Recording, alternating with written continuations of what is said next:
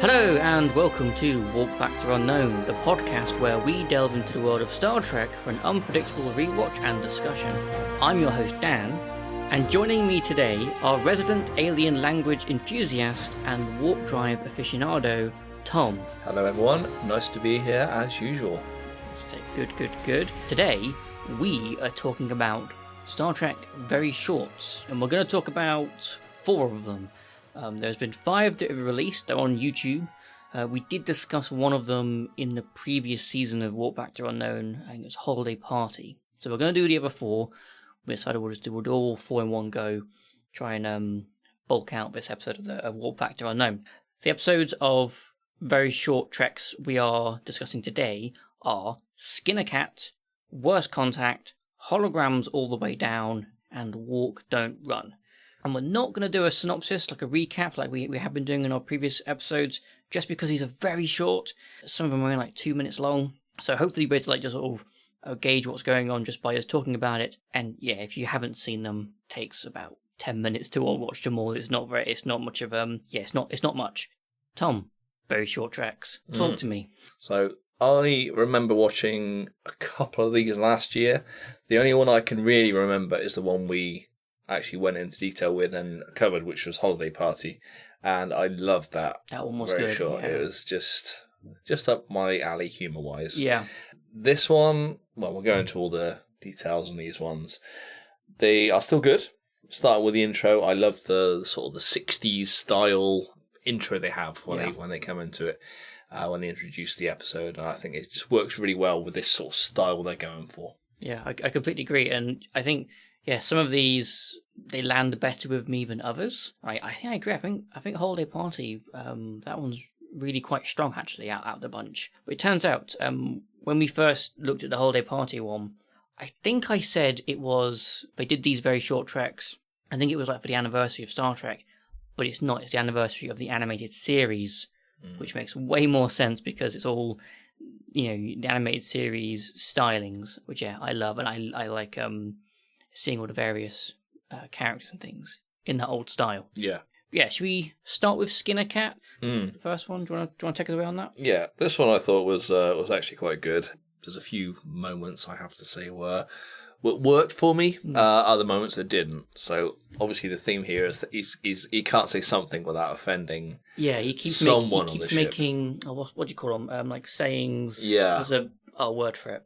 Like figures of speech. Figures of speech. That's it. Yeah. So obviously the skin a cat, and then fry a fish. More than one way to fry a fish, and he offends the fish guide. Yeah. And they start introducing like different species that we've never seen in the Star Trek universe before, purely for this joke, which I think is great. Nickersonian, obviously you got the keep screwing up, and then you get the screw person, and then actually, what are you even doing on the bridge? Yeah. Do we need? And then there's a leak, and then they are needed. But yeah, I thought it was a good episode, which tickled my humour buds a little bit, and I'll hand it over to you to see what you thought about it before I go into it anymore. Yeah, okay.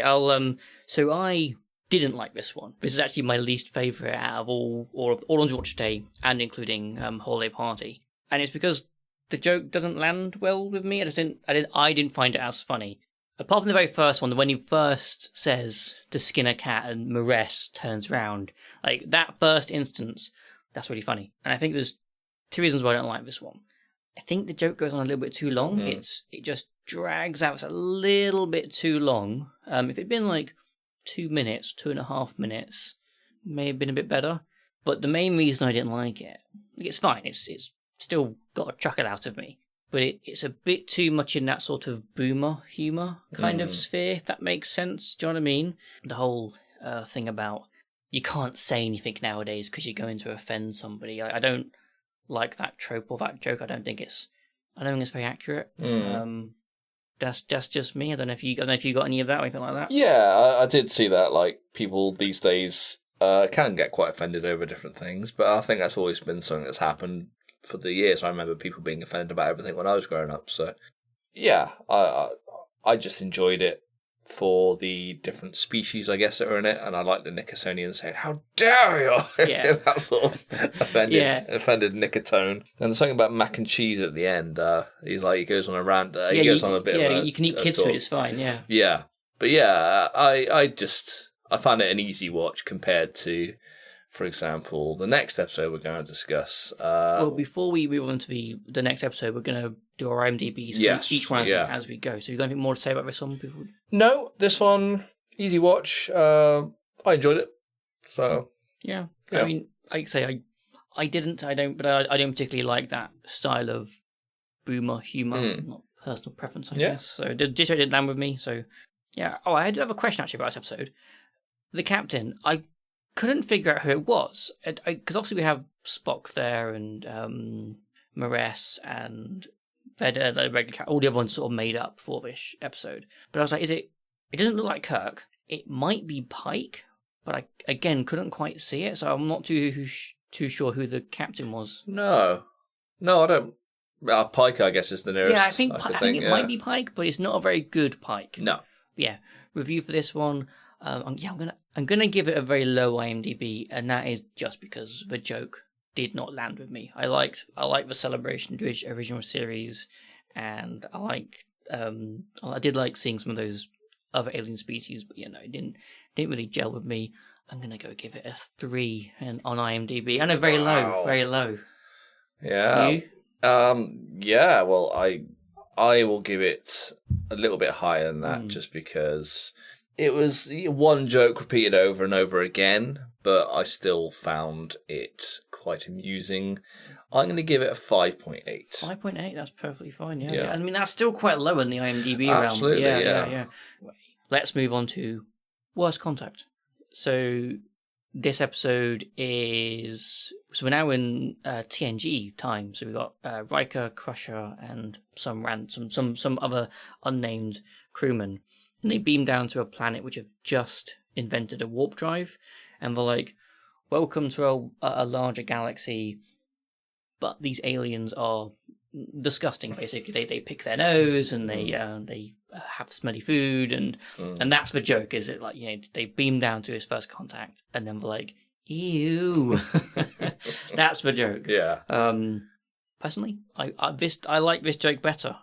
I think it goes on a bit too long, so they stretch it just a little bit too far, but yeah, I quite like the joke. I was a bit better. I loved seeing the D in that animation style. That was really good. I only get like a little few seconds of a shot of that, but yeah, I like seeing that. You initial thoughts on this? This was the worst, very short to me. I did not like this episode at all.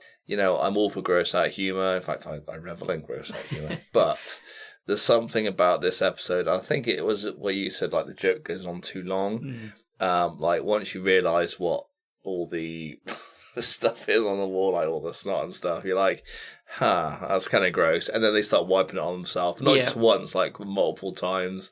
And even the planet, I thought when they first... I forgot what this episode was even about. When they first are about to land on the planet, you see it like a rotating green snot ball. Oh, yeah, of course. Which sort of, you didn't realise at the time what it was. But yeah, the whole episode, you can kind of think, it's a clever idea. But they milk it for all it's worth. And to me, I didn't find it that good. And then the fish meal, it's basically trying to outgross, be as gross as possible. Yeah. Which I can appreciate, but I didn't think worked well personally. Yeah, like maybe as a rewrite of this, instead of them doing the picking of the nose and the smelly fish, just have them constantly farting throughout the conversation. That would be hilarious. Yeah, fart jokes, they're really funny. Yeah, and you have the same effect of the crew being like, it stinks. What do we do? You know what I mean? Or penis jokes if they had erections. Exactly. And they're like, oh my God, we can't have these people on, they invented warp drive accidentally, for example. Or they look like penises. Or they looked like penises, or constantly. Yeah, anyway. But that would have been, But I did have, like, this one did actually pull out for me, like, a more... Talking about penises. Yeah, it did pull out for you, yes. Yeah, talking about penises, it pulls out something for me, yeah. No, like an actual serious...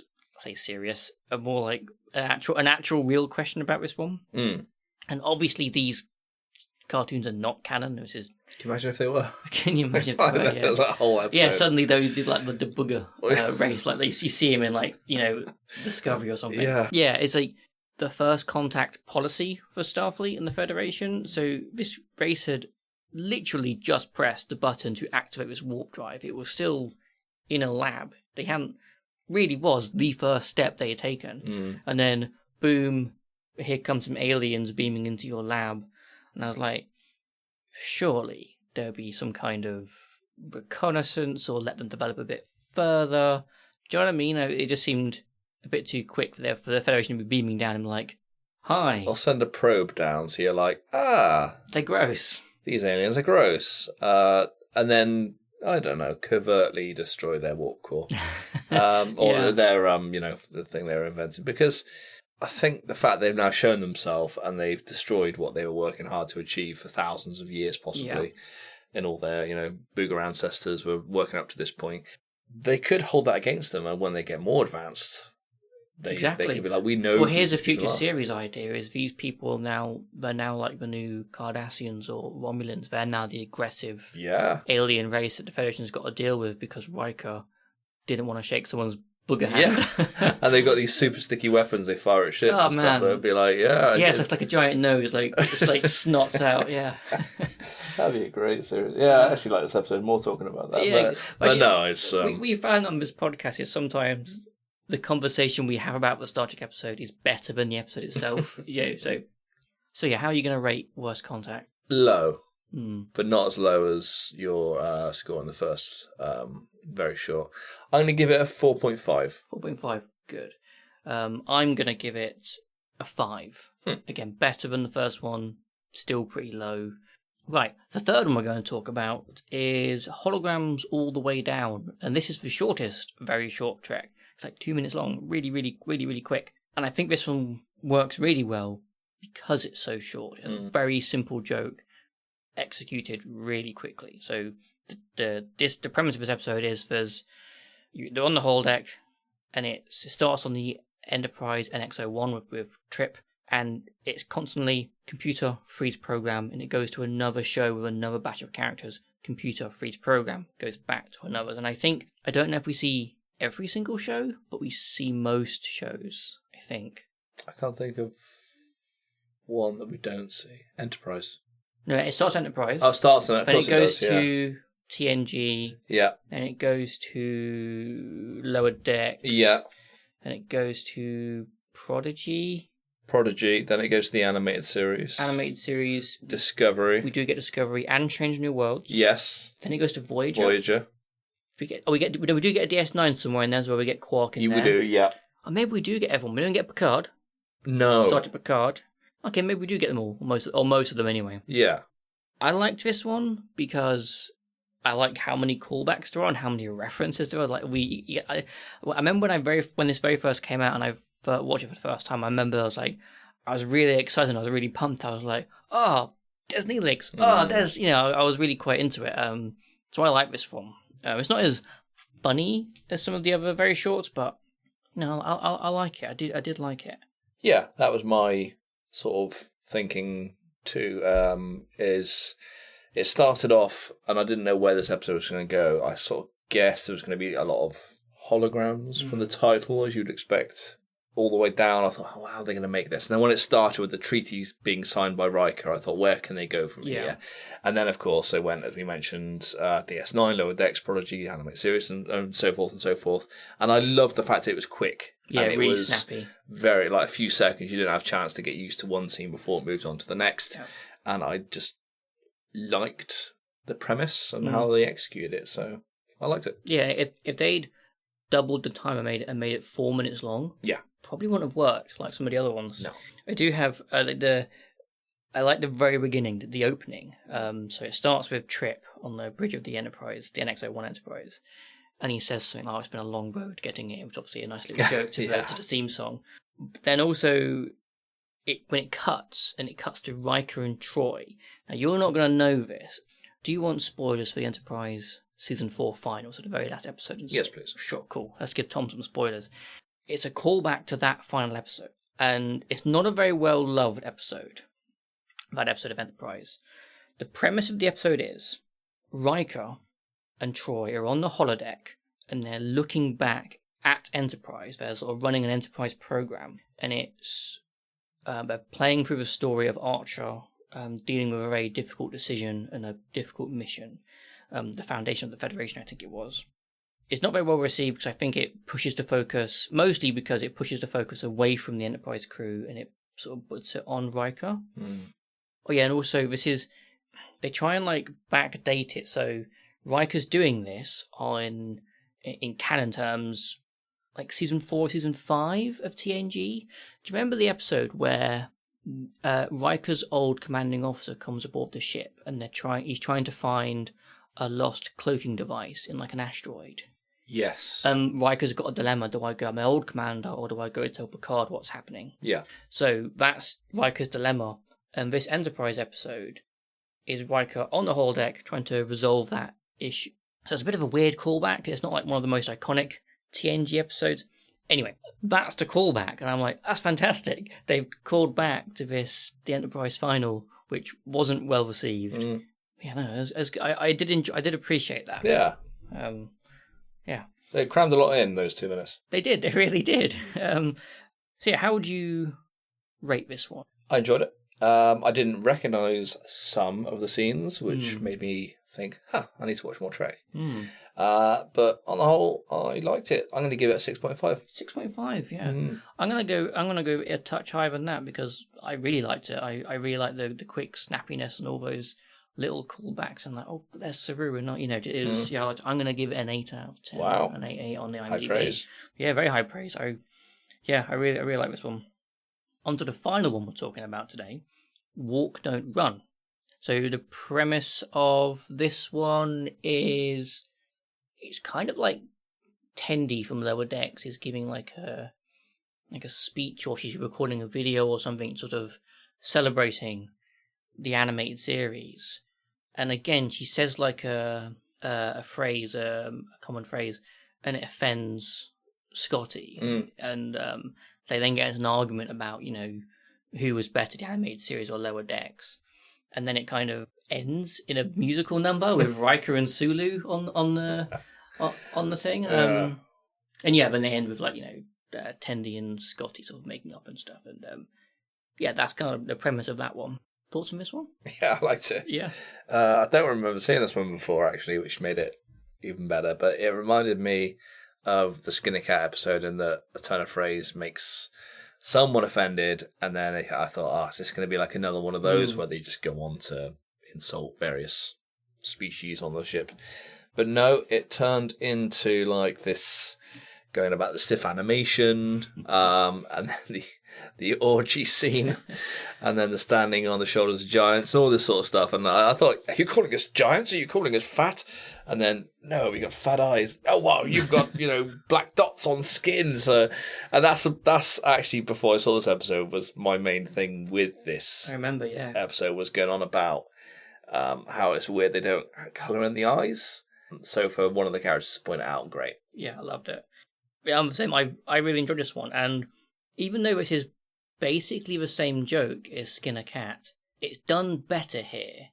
And I think because in Skinner Cat, it was more like, that kind of boomer humour, like old snowflakes, woke agenda kind of stuff. Do you know what I mean? It was that kind of joke. This one wasn't. It was a much better take on that generational humour kind of thing, which that worked for me. That joke really worked for me. And all the things you just said, like the eyes and what did Scotty say? Being stiff was a stylistic choice. Love it. The orgy scene, really funny. And I like how they put the orgy scene in. See all these butts walking around. It's great. I loved that Riker was there. I don't know why Riker was there, but I loved it. I forget the name of the style of his music, but it was some sort of long-winded acid trip, like 10 forward, something or other. Yeah. And then they've got the what's that alarm that goes? Woo! Oh yeah, like the when like on the original series when they call out all the crew, attentional hands like a bosun's whistle. So they got that bosun's whistle in the background of the song, which I just think is brilliant. Yeah, the song was fun. I didn't love the song. It's not going to make it onto my playlist, but it was pretty fun. I quite liked it.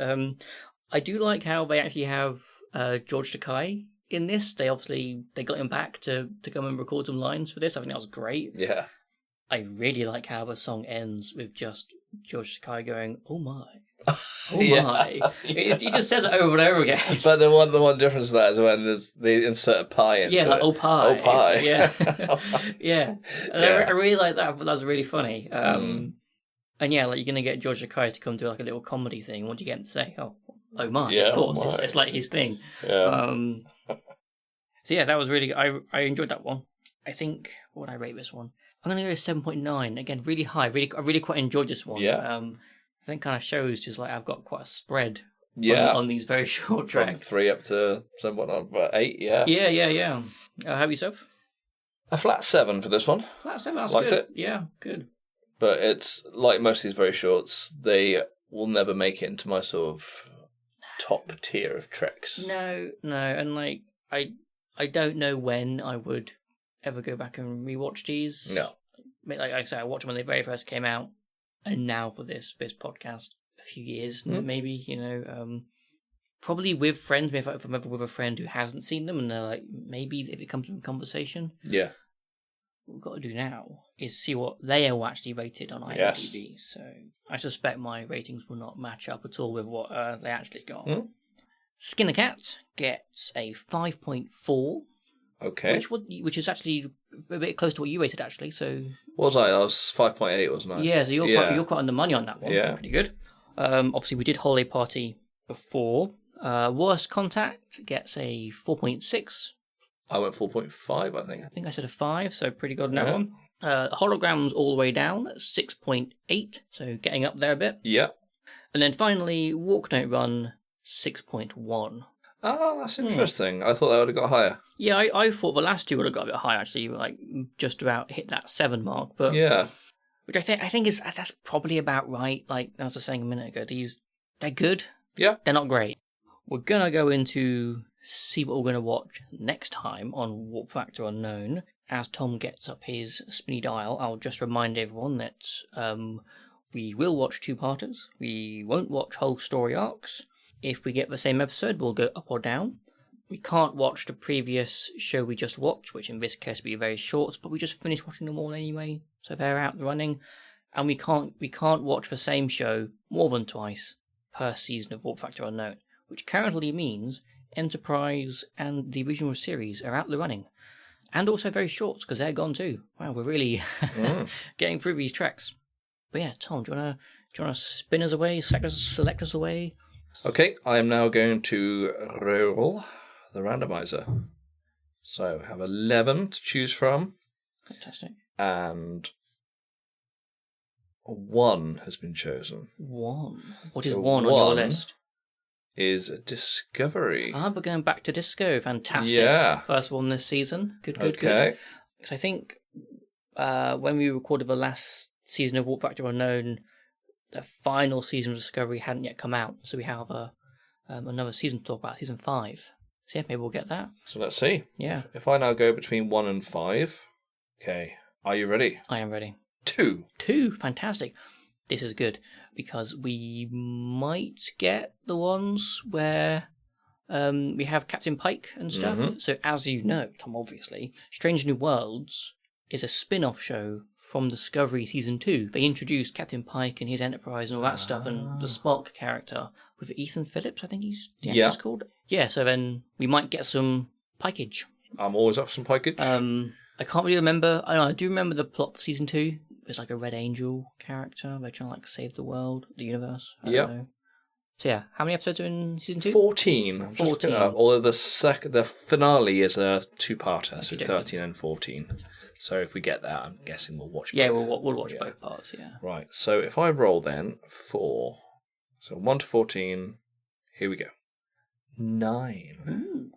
Now, according to my mathematics, 9 is called Project Daedalus. Daedalus? Daedalus. Project Daedalus. Right, let me find a synopsis for Project Daedalus. It is directed by Jonathan Frakes. Ooh, Mr. Frakes. He directs so much of newer Trek. Okay, here we go. I don't remember this at all. This would be great. When the Discovery crew infiltrates Section 31's headquarters, suspicion arises that the crew may have a traitor in their midst. Burnham tries to help Spock, but her efforts don't go as planned. Wow, so we have some Section 31. I don't remember Section 31 being in Discovery. Cool. So that'd be cool. But we do have Spock, which is really cool. Hi, this is Future Dan and Future Tom coming at you from the future. We're re-recording a segment. Tom, say hello, Future Tom. Nice to talk to you from the future, as always. Fantastic. I think we should continue the future bit whenever we say each other's name. I'm gonna keep the future. Okay, name. Future Dan, let's do this. Yeah. So the reason we're doing a future bit is because we've had some audio issues. You may have noticed for season 2, our audio quality improved with the purchase of some brand new fancy microphones, which has been great. But they have not been without teething problems, mostly in the way of like some audio interference, audio crackling. There's probably still some of it in the episode you're listening to, and some of the other episodes we see season 2. We think we've now figured out and we've got that under wraps, but it is around here and there. But unfortunately, on the previous episode and this episode, there was a couple of sections where the audio was so bad, there was no way to salvage it. So we're just re-recording. Fortunately, it was very nicely contained into like 2 conversations, and it was just our crew selections for the last 2 episodes. So we're going to come back and do those again for you now in the future. So, Tom, in the past Tom, in the previous episode, we spoke about the crew and we was going to choose tactical. Now, Emma was on that podcast, but she didn't actually have much to say in that conversation because she's not a Star Trek fan, so she had no idea what to do. So it's okay that Emma misses out. So, Tom, I need you to redo your crew selection for tactical. Now I can tell you who you chose, and you can't change your answer because in subsequent episodes of the podcast which we recorded before this, we mentioned consistently who we'd chosen, so we can't change your answers. Otherwise we break the timeline. Remind me the tactical choices for DS9 and TNG, please. So DS9, DS9 you'd have obviously like Worf. Yeah. But you would also have for a time Michael Eddington and Odo. Yes. And then for TNG you had Tashiar and Worf. Did I choose Worf? You did choose I Worf. thought I chose Worf, yes. Because Worf is, he is the guy instantly. When I thought DS9, yes, he's a guy I'd have. But then I remembered he's also in TNG, so yeah. You like double Worf. Longevity, I would go for definitely Worf. Yeah, I love Worf. I think he's great. He's not always the best. Like he has when it comes to like his personal relationships, he's not always a good boyfriend. He's not always a good father or brother. In fact, he's actually a really bad brother. Do you remember that episode in DS9 where he had his brother's memory wiped? Yeah. He has good qualities as well, and I think initially Worf in TNG I didn't like so much, and I probably wouldn't have had that Worf. He'd have been on the to-go list in terms of picking a character. But later Worf, especially from season 3 onwards, I thought, no. He's got all the right and the strides. addition of all the DS9 stuff he gets, which is phenomenal. He gets some really good stuff in there. And his whole thing we had going on Jadzia, that's really good. Loved all that. He does have one fatal weakness, one mortal enemy: barrels. Yeah. I've seen a few memes of Worf versus the barrel. That's really funny. It's really, really funny. But my pick for tactical was Tuvok from Voyager.